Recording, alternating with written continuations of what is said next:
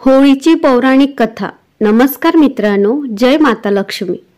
आपल्या भारतामध्ये आणि या सणांच्या पाठीमागे काहीतरी कारण हे निश्चित असते।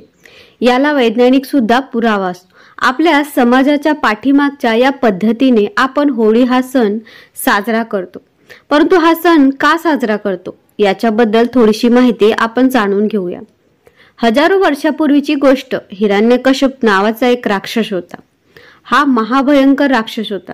त्या राक्षसाने ब्रह्मदेवाची घोर तपस्या केली आणि तपश्चर्या केल्यानंतर ब्रह्मदेवाने त्याला वर दिला।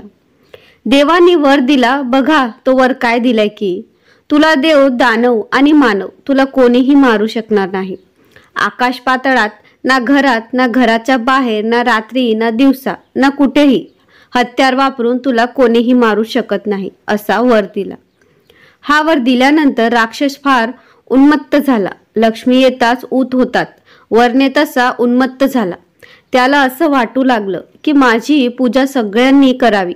जशी भगवान श्री कृष्णांजींची पूजा पृथ्वी तलावर ती सगळी पूजा करतात, तशी माझी पूजा करावी आणि देवांची पूजा कोणी करू नये असे त्याला वाटू लागले। तो लोकांना त्रास देऊ लागला, देवांची पूजा करून देत नव्हता। नंतर त्याला एक मुलगा झाला। त्या मुलाचं नाव भक्त प्रल्हाद होते। मग आणि हा जो मुलगा भक्त प्रल्हाद भगवान श्री कृष्णाची पूजा करायचा। त्याला महाभयंकर राग यायचा। त्याला वाटलं की बाहेर लोकांना त्रास देतोय, पूजा करू नका, देवाची श्रीकृष्णाची पूजा करू नये आणि इथे माझाच मुलगा माझ्या घरात पूजा करतो। या राक्षसला राग आला आणि त्याने भक्त प्रल्हादला त्रास द्यायला चालू केले। इतका त्रास दिला की त्याला अक्षरशः एक दिवस तेलाच्या कढईमध्ये टाकलं। फक्त आपलीच म्हणजे आपल्या मुलाने देवाची पूजा करतो, परंतु भक्त प्रल्हादाचे नामस्मरण हे सदैव चालू होते। भगवान श्रीकृष्णामुळे त्याला काही झाले नाही। त्यांनी ठरवलं की आता दुसरी शिक्षा द्यायची। त्या राक्षसाची बहीण होती, तिला 17 देवांचे एक वर मिळाला होता, आगीपासून संरक्षण। मला मरायचं त्याच्या मुलाला त्यांनी खोलीत आग लागली होती, तर त्या खोलीमध्ये त्या फक्त समाधी घेऊन बसली। होळी पेटवून दिली। होळी पेटवून दिल्यानंतर आकाशातून आकाशवाणी झाली।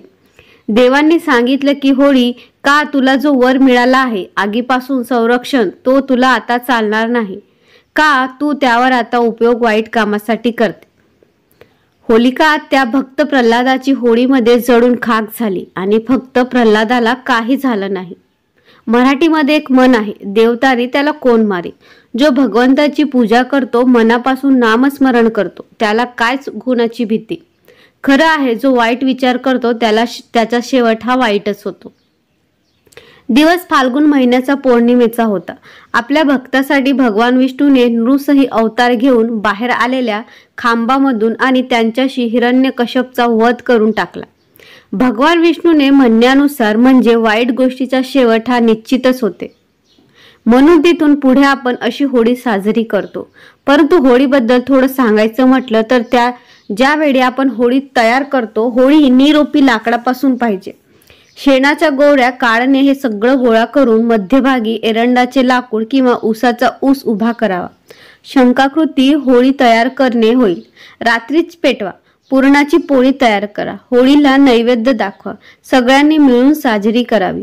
होळीमध्ये काही लोकांना व्यसनं असतात, व्यसन सोडा। पहिला दिवस वाईट विचारसरणी होळीमध्ये आपण टाकून द्या आणि तिथून पुढे नवीन आयुष्याची सुरुवात केली जाते।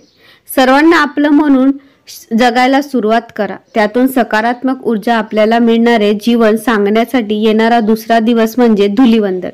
सकाळी आपण होळी शांत करण्यासाठी दूध टाका आणि होळी थंड करा। म्हणजे होळीची राख आहे त्याला कपाळाला लावा, मग आपण अंघोळ करा। त्यामुळे आपल्याला चांगले आरोग्य मिळणार हे निश्चितपणे मनापासून करा, श्रद्धेने करा, कारण आपल्याला जीवन जगण्यासाठी सकारात्मक ऊर्जा ही गरजेची आहे। होळीची गोष्ट आहे, आपल्या घरातल्या लहान मुलांना आपण जरूर सांगा।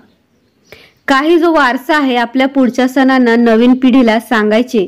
आता धुळीचा दिवस आहे। धुलीवंदनच्या दिवशी सगळ्यांनी मिळून साजरा म्हणजे आयोजित करायला लावा। ओम नमो भगवते वासुदेवाय नमः। जय श्रीकृष्ण। जय होलिका माता।